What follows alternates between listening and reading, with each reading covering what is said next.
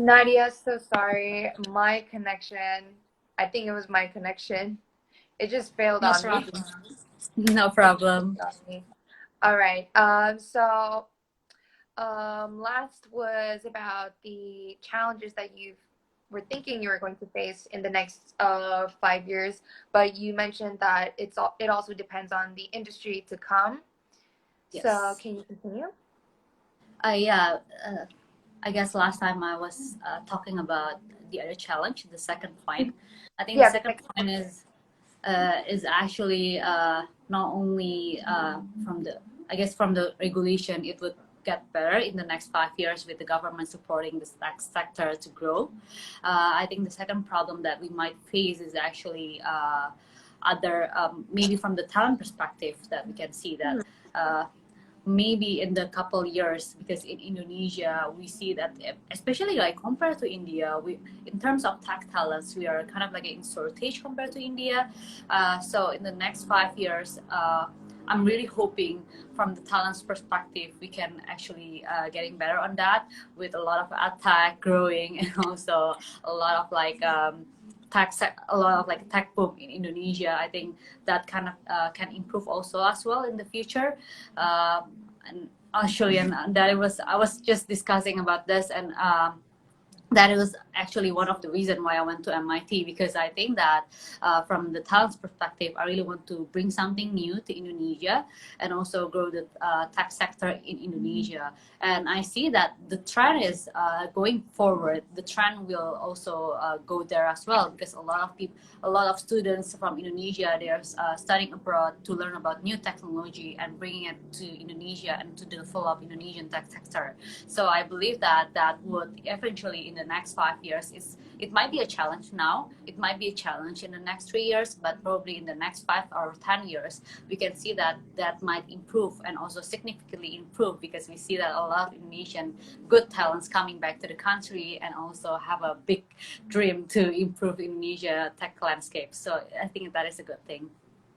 And how does this pandemic actually benefited the fintech industry? Because I saw a couple of articles that it provided more opportunities instead during this COVID situation. So how did it open you any opportunities, or did it kayak jadi menghambat or and such?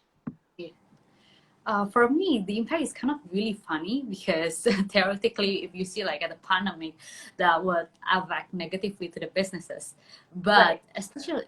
especially for finance sector, it doesn't really happen the same. It doesn't really impact us the same way like the other industry. If you see that, from like starting from this pandemic, if you see that people starting to care more about their finances, they started to Mhm. care, they started to invest. This year you see like more people investing in stock market more than ever, especially for the younger generations. So Mhm. I think for the finance sector, I guess especially like for the personal finance space, I see that the impact was is more positive compared to negative, because people now really care. They think that they really need emergency fund, they really need to invest, and they trying to find like new skills to have during this quarantine, and one of it including managing their money better, which is personal finance. So I think for me the impact is pretty positive, and I guess the trend will be quite positive in the next 3 years as well. Mhm. Okay. This is my last question for you. So how much do you think IT in the financial services has impacted the future, in your opinion? Okay, so maybe for, not only for the banking sector, I see that the tech really, if you see like with the fintech growing in the last 4 years, the impact is like it's Right. gigantic to Indonesian personal finance space and also to the finance space as well, because you see that in the last 4 years we see like e-wallet growing and also peer-to-peer lending growing, a lot of like fintech products enabling financial services to the unbanked population in Indonesia. And I see that the tech is really, because I guess for the fintech itself, if you see from the definition itself, fintech is enabling financial services by using technology. And I see that is what's happening in Indonesia financial sector right now. With the fintech growing, it enabling access to a lot of financial services to people who don't really access before. And I think this is a good, really great thing to have. And I see in the next couple of years with a high mobile phone penetration, banks and financial institutions will reach more people in Indonesia. A lot more people will have access to financial services in the future in the next 3, 4, 5 years. All right, Nadia, it was so good talking to you. Because we're running out of time, we only got 5 minutes left. Maybe we should read a couple of questions. At first, I saw this question before my camera died, before my phone died. One user, one account was asking, how do you understand your market demands? Okay, how to understand customer Yeah. demand. So back again, so when you create the products, you have to understand your customer position. You have to see yourself as a customers. So whatever, like for example, like I did chat ALIA, so I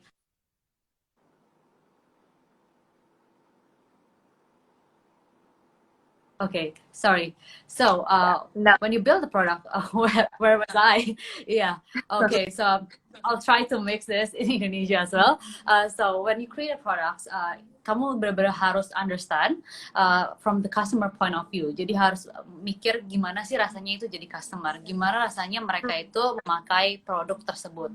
Nah, jadi I think that is a great exercise when it comes to customer demand. But not only that, I think that is just the first step. And the next step, pas kita lagi mikir problem, what product that we want to build, and also kita pikir kita itu ada di shoes-nya customer, the second thing that we need to do is actually to validate the idea. Nah, how to validate the idea? Nah, akhirnya kalau misalnya kita udah problem, kita harus nanya ke banyak orang. Kayak kita nanya kayak, what do you think of this? Jadi biasanya yang kita lakuin adalah to discover customer demand. Kita nanya ke mereka kayak open-ended questions. Jangan kasih kayak mereka, kamu bakal pakai produk ini nggak? Kan jawabannya cuma iya atau enggak kan. Jadi kita nggak bisa benar-benar tahu sebenarnya customer itu maunya apa. Nah, jadi hal yang kita bisa lakuin itu adalah kita kasih tahu kayak tanya mereka open-ended questions. Jadi mereka itu biar mereka itu menjawab sebenarnya apa sih permasalahan atau problem yang mereka hadapi, sehingga kita bisa tahu nih sebenarnya produk yang sesuai itu sebenarnya apa. Karena mungkin aja produk yang kita buat ini feature-featurenya itu nggak sesuai sama yang mereka mau, kayak gitu sih. Nah, jadi dari situ kita jadi tahu kira-kira customer demand-nya tuh yang dari idea awal kita itu kayak gimana. Gitu You sih. Jadi kayak a lot of this for in a survey or langsung ngobrol ke mereka face to face or what? Or questionnaires and such? yeah, I think the good way to start that is from talking to people, talking to closest people that you know, and then kayak mungkin dari situ kayak synthesize kayak sebenarnya apa sih problemnya. Kalau if you get an idea from talking to 50, 30 people, and then you can create a survey to validate that further gitu sih. Jadi biasanya sih kalau misalnya prosesnya nih ya, kalau I can summarize, jadi biasanya we kind of like discover this one problem, terus habis itu kita cari tahu mungkin dari high levelnya itu kira-kira it's sebenarnya problem juga nggak ya. Jadi mungkin kita bisa lakuin hal yang kita lakuin, mungkin kita bisa mulai dari survei, kita lihat dari data-data di internet atau apa, mungkin misalnya ada problem atau enggak. Terus yang kedua, kalau misalnya we found that that is actually a problem, kita lanjut lagi tanya ke orang-orang directly kayak to our closest people, terus kayak tanya kira-kira bagaimana sih mereka menghandle specific problem, bagaimana current solution, do you think current solution solve the problem or not. Dari situ sih jadi biasanya. Tapi balik lagi karena membuat produk itu kan pasti apa yang customer mau ya, jadi kita harus terus nanya customer kira-kira problem mereka apa dan apa yang kita bisa lakuin to improve the problem that they're facing. Gitu. Okay. We have another question from Fasi MD. How do you maintain cerdik mapan from the start until now with your tight schedule? All right. I guess Cerdik mapan is also another one of your projects at the moment. yes. Since Yeah, last year. so no, it's actually since 4 years ago. So it's my first passion project in financial literacy. Yeah, maybe talking a bit about Cerdik Mapan. So Cerdik Mapan, basically, to those of you who don't know, Cerdik Mapan is a non-profit organization who aim to increase financial literacy level in Indonesia by teaching millennial and also women how to manage their money better through our workshops and also classes. Nah, jadi for Cerdik Mapan itself, I started that back then when I was in college 4 years ago with my 4 best friends who care about financial literacy as well. So it is our passion project. We definitely enjoy doing that. We have more than 10 people in our team right now for Cerdik Mapan.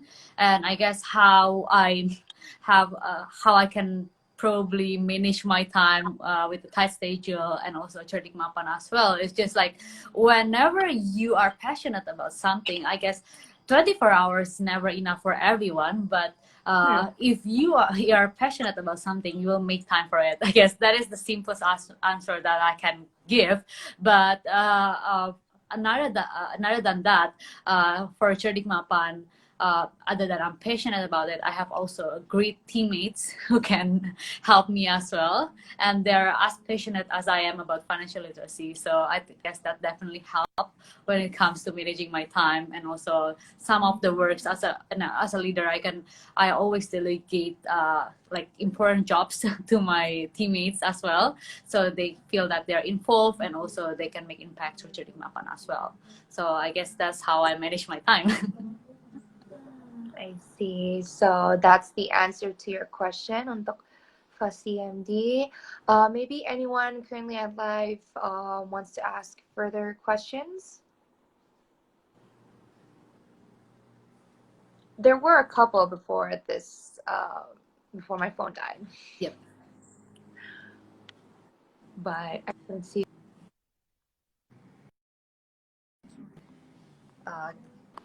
Yang baru. Jadi. Okay, if there isn't, then Nadia. Oh wait. Okay. Okay, so can you hear me right now? Yeah, I can hear you. All right. Nadia, it's been a privilege for me to talk to you right now. You have been well informed and somehow inspired me as well. Thank you so much for participating today for Sagara X CEO. Oh wait, there's another question. Do you mind answering it? No problem. I still have time for one Okay. question. So one question from Jihan95 is, how do you keep motivated and success? Okay. So especially in life, you have high and low. Yeah, there's a time that I feel like I don't really want to do anything. There's a time I feel demotivated and don't really want to do anything. But whenever I feel like that, I always remember what is my goal in life, what I really want to achieve in life.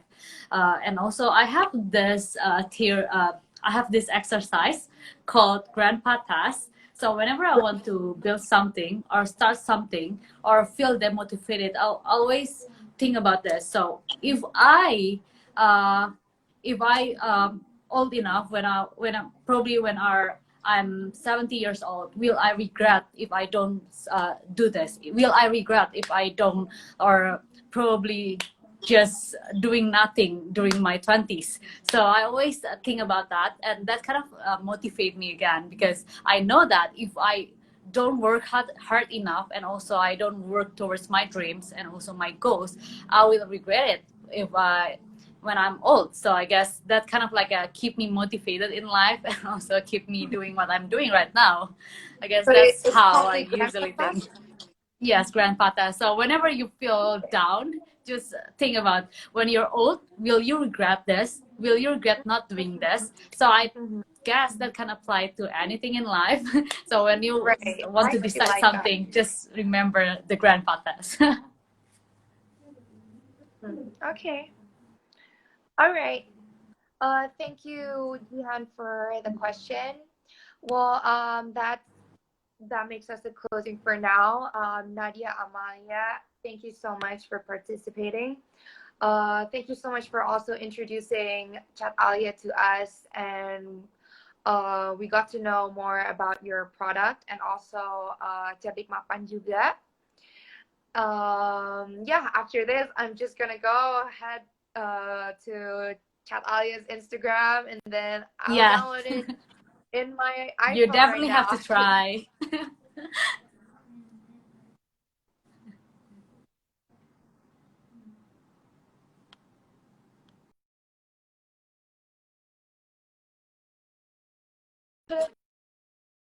Yes, I will. Still, okay, you're I not know. freezing.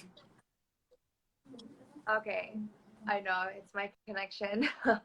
But right. Thank you so much, Nadia.